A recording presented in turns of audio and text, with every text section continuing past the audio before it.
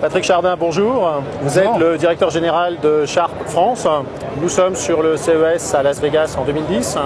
Et alors, Sharp revient aux fondamentaux, c'est-à-dire travaille le fondamental, c'est-à-dire propose une amélioration considérable sur la résolution de base en ajoutant une quatrième couleur. Alors expliquez-nous un peu tout ça. Alors, c'est un ensemble de choses. Vous savez qu'on a fait un virage technologique en termes d'éclairage l'année dernière avec la gamme LED.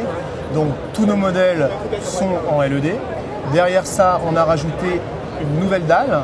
Vous pouvez voir les démonstrations juste derrière, c'est la dalle X-Gen. Pour vous faire simple, ça permet de passer beaucoup plus de luminosité avec moins de lumière. Donc on a des économies d'énergie et un meilleur ratio de contraste. Et cette année, le phare de notre technologie, c'est de rajouter une quatrième couleur primaire. Depuis 50 ans que la télécouleur existe, on a toujours travaillé ce qu'on a appelé sur le RGB. Donc le red, le green et le blue. Et avec ces trois couleurs, on essayait, en les mélangeant, de reproduire le spectre global. Ouais. Et en fait, nous, l'aspect fondamental qui nous paraissait indispensable pour avoir une reproduction de couleurs, le plus naturel possible, avec des meilleures définitions, avec des transitions entre les obscurs et les clairs, c'est de rajouter cette quatrième couleur. Ce qui nous permet d'avoir un spectre plus naturel, meilleur, et puis avec tout le numérique, puisque maintenant, que ce soit TF1, Canal, toutes les sources sont de plus en plus numériques, le Blu-ray, même la haute définition qu'on retrouve dans tous les supports, on a des émissions qui sont tournées en haute définition, donc le consommateur veut profiter sur son télé d'une meilleure reproduction. Et là, on rend une image qui était, on va dire les dernières années, un petit peu préfabriquée, on parlait d'images numérisées, avec très très fortes, très très violentes.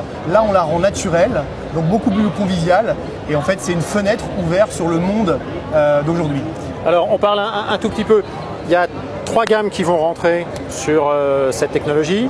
C'est une technologie Edge, donc pour résumer, c'est des LED qui sont positionnés tout autour de l'écran. Tout à fait. C'est bien ça. Tout à fait. Donc on arrive à avoir des écrans ultra slim, puisqu'on est à 3,9 cm.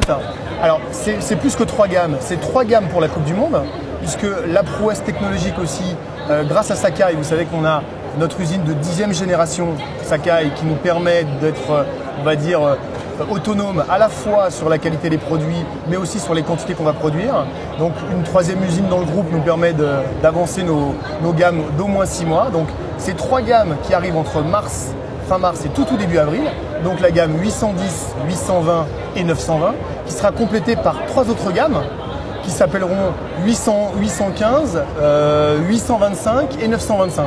Et sur ces trois autres gammes, on y rajoutera du network, mais aussi des configurations supplémentaires que vous verrez en termes de design, en termes de communication, puisque les produits iront aussi vers l'internet, donc on pourra communiquer, et aussi sur la dernière gamme, la 3 dimensions. D'accord.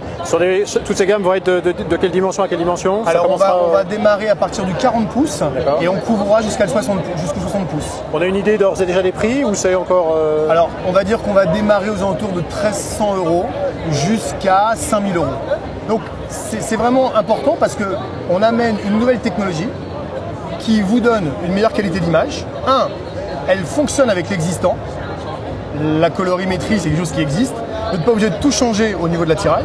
Deuxièmement, la gamme de prix, quand je vous dis entre 1 300 et 5 000 €, ça reste très abordable, sachant que le gros va se retrouver entre 1 300 et 2 500 €, donc complètement dans le marché. Donc c'est plus de qualité pour un prix qui est, entre guillemets, raisonnable. D'accord. On évoque très rapidement, mais je sais que c'est pas, puisqu'on vient d'évoquer ça, c'est pas prioritaire.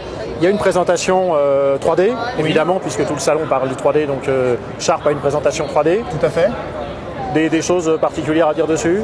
C'est technologie maison, c'est… Alors nous, ça fait très longtemps qu'on travaille sur la technologie en 3D, puisque faut savoir que Sharp a été le premier à lancer un moniteur informatique 3 dimensions mais sans lunettes. On a aussi fait depuis maintenant 2 ans au CES des démonstrations sur la 3 dimensions. Pour être transparent avec vous, c'est une technologie qui va se développer. Je pense que 2010, c'est un peu tôt, même si on va, nous aussi, comme d'autres gros fabricants de Blu-ray, avoir un Blu-ray avec une technologie 3D, mais c'est un marché qui va s'ouvrir par le haut, Donc qui va d'abord être présent sur les modèles très haut de gamme.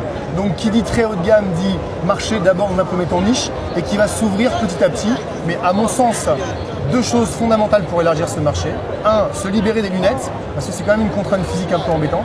Et deuxièmement, avoir du contenu sous différentes formes qui permettent aux consommateurs de pouvoir en profiter souvent et longtemps. Et tant que ces deux points-là ne seront pas assez importants, je pense que le marché va se développer, mais de façon très petite. Donc une année 2010 axée sur ces produits, cette quatrième couleur qui vient enrichir la qualité fondamentale. Mais ce qui ne nous empêche pas de faire la 3 dimensions dessus. Bien sûr. C'est une gimmick supplémentaire. Et sur le Blu-ray, l'alliance avec Pioneer va apporter ses fruits à terme, mais il y a le travail. Donc fin d'année, à la fois des gammes home theater 2 points, 4 points qui vont sortir, mais aussi toute une gamme de lecteurs, y compris avec des lecteurs Blu-ray 3D. Patrick Jardin, merci beaucoup. Merci.